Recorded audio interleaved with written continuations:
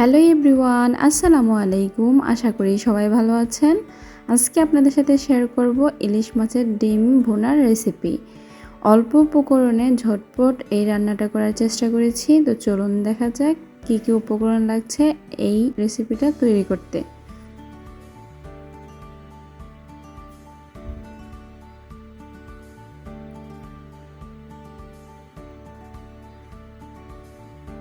এখানে আমি প্রায় 300 গ্রাম পরিমাণ ইলিশ মাছের ডিম নিয়েছি। ডিমগুলো ভালোভাবে ধুয়ে পরিষ্কার করে নিয়েছি।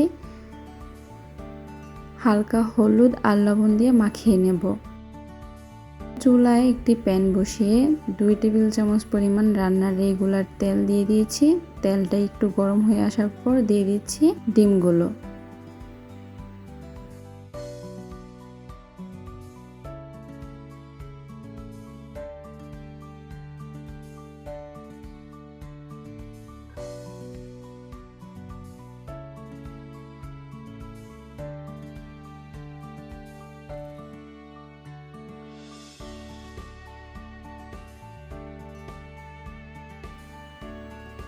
বেশিক্ষণ সময় ধরে ডিমগুলো ভাজতে হবে না। এখন আমি এক পাশ উল্টে দিচ্ছি।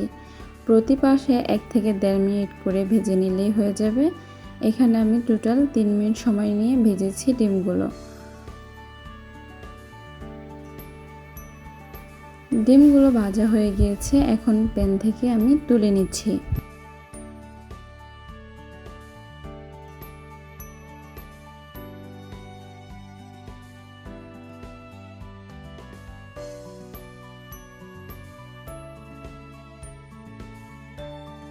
এখন দিয়ে দিব আগে থেকে কুচি করে রাখা 1 কাপ পরিমাণ পেঁয়াজ কুচি। তবে এখানে অতিরিক্ত কোনো তেল আর আমি ব্যবহার করিনি। ডিম ভাজার সময় যে তেলটা দিয়েছিলাম ওই তেলেই আমি রান্নাটা শেষ করব। আর এখানে দিয়ে দিয়েছি 2টা কাঁচামরিচ ফালি করে।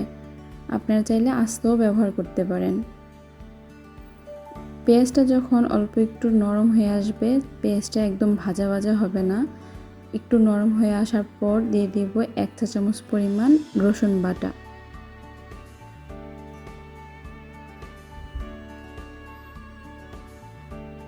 এই পর্যায়ে দিয়ে দিচ্ছি 1/2 চা চামচ পরিমাণ হলুদ গুঁড়ো, 1/2 চা চামচ পরিমাণ ধনে গুঁড়ো, প্রায় 1 চা চামচ পরিমাণ লবণ। লবণটা আপনাদের স্বাদ অনুসারে ব্যবহার করবেন।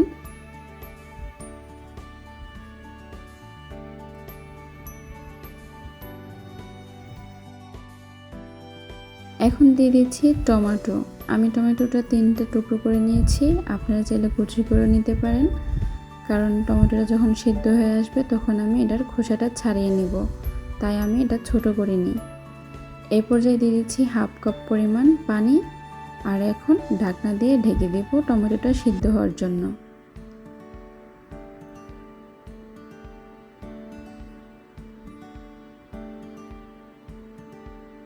2 থেকে 3 মিনিটের মধ্যে টমেটোটা সিদ্ধ হয়ে যাবে। এখন আমি ঢাকনাটা তুলে নিচ্ছি।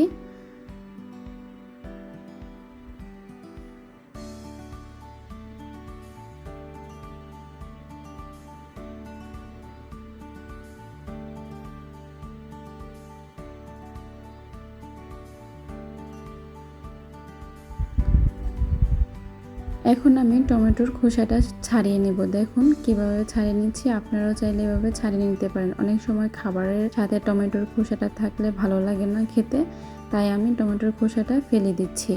আপনারা চাইলে এভাবে টমেটোর খোসাটা ফেলে দিতে পারেন। এভাবে করে সবগুলো টমেটোর খোসা আমি ছাড়িয়ে নিচ্ছি। ছাড়ানো হয়ে যাওয়ার পর দেখতেই পাচ্ছেন টমেটোটা একদম গলে মিশে গিয়েছে পেঁয়াজের সাথে। এখন দিয়ে দিব আগে থেকে ভেজে রাখা ইলিশ মাছের ডিম।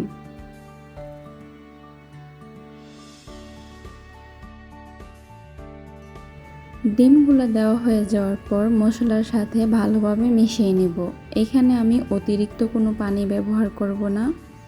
চুলার আঁচটা একদম অল্পতে দিয়ে সময় নিয়ে এই ভুনাটা করে নেব। প্রায় 5 মিনিট পর দেখতেই পাচ্ছেন ডিম বোনাটা প্রায় রেডি হয়ে গিয়েছে। এখানে আমি খুব বেশি কোনো মশলা ব্যবহার করিনি। আমাদের রান্নার রেগুলার যেসব মশলা লাগে সেই মশলাটাই আমি এখানে ব্যবহার করেছি।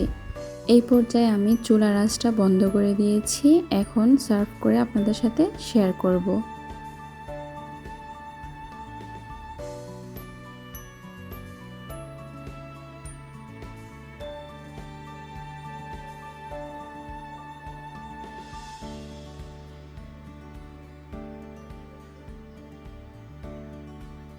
অল্প সময়ে অল্প উপকরণ দিয়ে ভীষণ মজার মাছের ডিমের এই ভুনাটা রেডি হয়ে গিয়েছে।